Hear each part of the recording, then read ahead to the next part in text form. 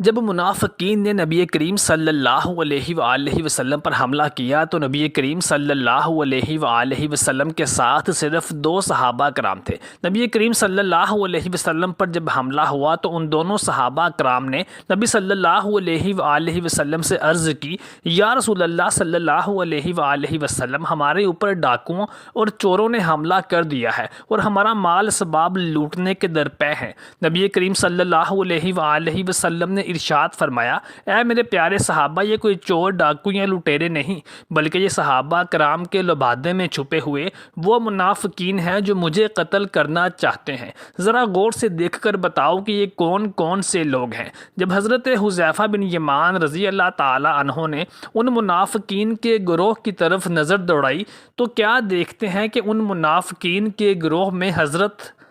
تبوک ایک گھاٹی کو کہتے ہیں۔ غزوہ تبوک کے موقع پر نبی کریم صلی اللہ علیہ وآلہ وسلم پر ایک تنگ گھاٹی میں منافقین نے حملہ کیا تھا، جس کی وجہ سے اس واقعے کو واقعہ تبوک بھی کہا جاتا ہے یا اسے غزوہ تبوک بھی کہا جاتا ہے۔ غزوہ تبوک ایک ایسا واحد غزوہ تھا جس میں نبی کریم صلی اللہ علیہ وآلہ وسلم نے حضرت علی رضی اللہ تعالی عنہ کو حکم دیا تھا کہ وہ اسلامی لشکر کے ساتھ جنگ میں روانہ نہیں ہوں گے۔ جب حضرت علی رضی اللہ تعالی عنہ نے یہ سنا تو آپ نے فرمایا، یا رسول اللہ صلی اللہ علیہ وآلہ وسلم، منافقین کیا کہیں گے کہ علی جنگ سے ڈرتا ہے اور راہ فرار اختیار کر رہا ہے اور نبی صلی اللہ علیہ وآلہ وسلم کو تنہا میدان جنگ میں روانہ کر رہا ہے۔ تو نبی کریم صلی اللہ علیہ وآلہ وسلم نے حضرت علی رضی اللہ تعالی عنہ کو تسلی دی اور فرمایا کہ تم مدینہ میں میرے جانشین کے طور پر رہو گے، اور کیا تمہیں یہ پسند نہیں کہ میری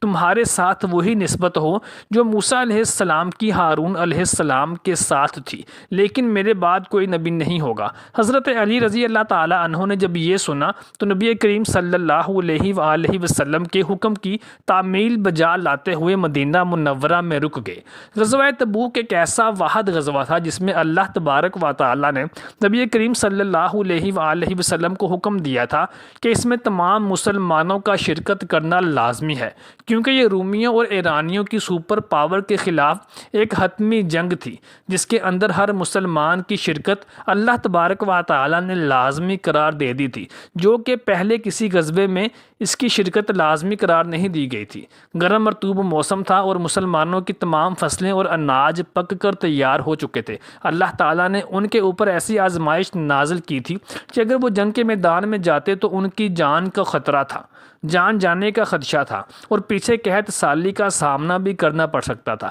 لیکن نبی کریم صلی اللہ علیہ وآلہ وسلم کے جان سار صحابی جو آپ صلی اللہ علیہ وآلہ وسلم کے ایک اشارے پر کٹ مرنے کو تیار ہوتے تھے، انہوں نے نبی کریم صلی اللہ علیہ وآلہ وسلم کے ساتھ رخت سفر باندھا اور غزوہ تبوک کی جانب رواں دواں ہو گئے۔ لیکن منافقین بہانے تراشنے لگے، کبھی گرم موسم کا بہانہ تراشتے تو کبھی اپنے بیوی بچوں کو اکیلے چھوڑ کر نہ جانے کا بہانہ کرتے تو کبھی فصلوں اور اناج کی کٹائی کا بہانہ کرتے۔ اب چونکہ نبی کریم صلی اللہ علیہ وآلہ وسلم کے ہمراہ حضرت علی رضی اللہ تعالی عنہ بھی اس جنگ میں شریک نہیں ہو رہے تھے، جب منافقین نے یہ خبر سنی تو منافقین کے سرکردہ لوگوں نے یہ سازش تیار کی کہ نبی کریم صلی اللہ علیہ وآلہ وسلم کے ساتھ چونکہ حضرت علی رضی اللہ تعالی عنہ بھی تشریف نہیں لے کر جا رہے تھے تو یہ ایک اچھا موقع ہے کہ نبی کریم صلی اللہ علیہ وآلہ وسلم کو نعوذ باللہ قتل کر دیا جائے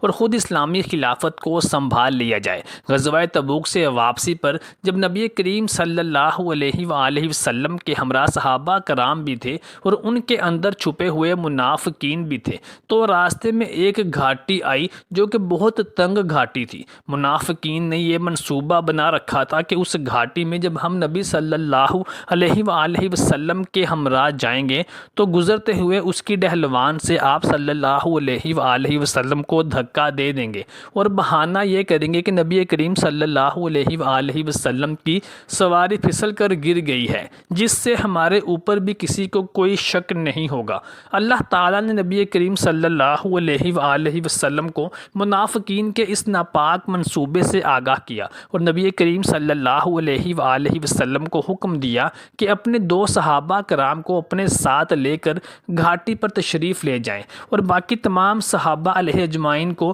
گھاٹی کی دوسری جانب سے سفر جاری رکھنے کا حکم فرمائیں۔ جب منافقین نے یہ حکم سنا تو وہ پریشان ہو گئے کہ اب نبی کریم صلی اللہ علیہ وآلہ وسلم کے اوپر حملہ کیسے کریں گے۔ چنانچہ جب آپ صلی اللہ علیہ وآلہ وسلم اس دشوار گزار گھاٹی پر حضرت حذیفہ بن یمان اور حضرت عمار بن یاسر رضی اللہ تعالی عنہ اجمعین کے ہمراہ اترنے لگے تو منافقین نے یہ منصوبہ بنایا کہ ہم پیچھے سے تیزی کے ساتھ اپنی سواریوں کو دوڑاتے ہوئے آئیں گے اور نبی کریم صلی اللہ علیہ وآلہ وسلم اور ان کے صحابہ کرام کی سواری کو دھکا دے دیں گے اور اپنے چہروں کو نقاب سے چھپا لیں گے۔ چنانچہ جب یہ منافقین کا گروہ نبی کریم صلی اللہ علیہ وآلہ وسلم اور حضرت حذیفہ بن یمان اور حضرت عمار بن یاسر رضی اللہ عنہ اجمعین کے پیچھے للکارتا ہوا آیا تو یہ صحابہ کرام سمجھے کہ شاید کوئی ڈاکو چور یا لٹیرے ہیں جو دشوار گزار گھاٹی کا فائدہ اٹھا کر ہم سے ہمارا مال اسباب چھیننا چاہتے ہیں، لیکن نبی کریم صلی اللہ علیہ وآلہ وسلم چونکہ اللہ تعالیٰ کی وحی کی وجہ سے باخبر ہو چکے تھے، چنانچہ آپ صلی اللہ علیہ وآلہ وسلم نے حکم دیا کہ یہ کوئی چور ڈاکو یا لٹیرے نہیں بلکہ صحابہ کرام کے اندر چھپے ہوئے منافقین ہیں جو ہمارے قتل کے درپے ہیں، چنانچہ تم اپنے ہاتھ میں موجود چابک اور ڈنڈے سے ان کو بھگاؤ۔ چنانچہ حضرت عمار بن یاسر اور حضرت حذیفہ بن یمان رضی اللہ عنہ اجمعین نے اپنے اپنے ہاتھ میں پہلے سے موجود چابک اور ڈنڈوں کی مدد سے ان منافقین کی سواریوں کو پیچھے ہٹنے پر مجبور کر دیا، لیکن حضرت حذیفہ بن یمان رضی اللہ تعالیٰ عنہ اجمعین اور حضرت عمار بن یاسر رضی اللہ تعالیٰ عنہ ان منافقین کے چہرے نہ دیکھ سکے کیونکہ انہوں نے اپنے چہروں کو نقاب سے چھپا رکھا تھا۔ لیکن بعد میں نبی کریم صلی اللہ علیہ وآلہ وسلم نے اپنے ان دونوں جانسار اور پیارے صحابہ کرام جنہوں نے جان پر کھیل کر نبی صلی اللہ علیہ وآلہ وسلم کی حفاظت فرمائی تھی، ان کو منافقین کے نام بتائے، مگر ساتھ ہی نبی صلی اللہ علیہ وآلہ وسلم نے نصیحت کی کہ کسی کے سامنے ان کے نام ذکر مت کرنا، اور یہی وجہ تھی کہ حضرت حذیفہ بن یمان اور عمار بن یاسر رضی اللہ تعالی عنہ اجمعین نے اپنی پوری زندگی میں کبھی بھی کسی کو ان منافقین کے نام نہ بتائے، لیکن حضرت حذیفہ بن یمان رضی اللہ تعالی عنہ کے بارے میں بہت سے مصنفین روایت کرتے ہیں کہ وہ ان منافقین کے جنازوں میں شرکت نہ کرتے تھے، کیونکہ منافقین کے جنازوں میں شریک ہونے سے تو اللہ تعالیٰ نے نبی کریم صلی اللہ علیہ وآلہ وسلم کو بھی منع فرما دیا تھا، تو پھر حضرت حذیفہ بن یمان رضی اللہ تعالی عنہ کیسے ان منافقین کے جنازوں میں شرکت کر سکتے تھے؟ یہی وجہ تھی کہ حضرت حذیفہ بن یمان ان منافقین کے جنازوں میں کبھی بھی شرکت نہ کرتے تھے۔ ایک دفعہ ایک شخص جس پر شک کیا جاتا تھا کہ وہ منافقین میں شامل ہے، جب وہ فوت ہوا تو تمام لوگ اس کا جنازہ ادا کرنے کے لیے چل پڑے، لیکن عمر فاروق رضی اللہ تعالی عنہ نے حضرت حذیفہ بن یمان رضی اللہ تعالی عنہ کے پاس رک گئے اور دیکھنے لگے کہ حذیفہ بن یمان اس کا جنازہ پڑھنے جاتے ہیں یا نہیں۔ چنانچہ جب سب جنازہ پڑھنے چلے گئے اور حضرت حذیفہ بن یمان رضی اللہ تعالی عنہ اس شخص کا جنازہ پڑھنے نہ گئے تو حضرت عمر فاروق رضی اللہ تعالی عنہ نے ارشاد فرمایا، اے حذیفہ، میں جان گیا ہوں کہ تم اس کا جنازہ پڑھنے کے لیے کیوں نہ گئے، خدارا مجھے بتاؤ کیا میرا نام بھی ان منافقین کی فہرست میں شامل تھا؟ یہ سن کر حضرت حذیفہ بن یمان رضی اللہ تعالی عنہ کہنے لگے، اے عمر، نبی کریم صلی اللہ علیہ وآلہ وسلم نے مجھے ان منافقین کے نام بتانے سے منع فرمایا تھا۔ محترم ساتھیوں، امید کرتے ہیں کہ آپ کو ہماری آج کی ویڈیو پسند آئی ہوگی۔ اللہ تعالیٰ سے دعا ہے کہ اللہ تعالیٰ ہمیں نبی صلی اللہ علیہ وآلہ وسلم کا سچا پکا عاشق اور پکا نمازی بنائے، اور ہمیں اللہ تعالیٰ سے دعا ہے کہ اللہ تعالیٰ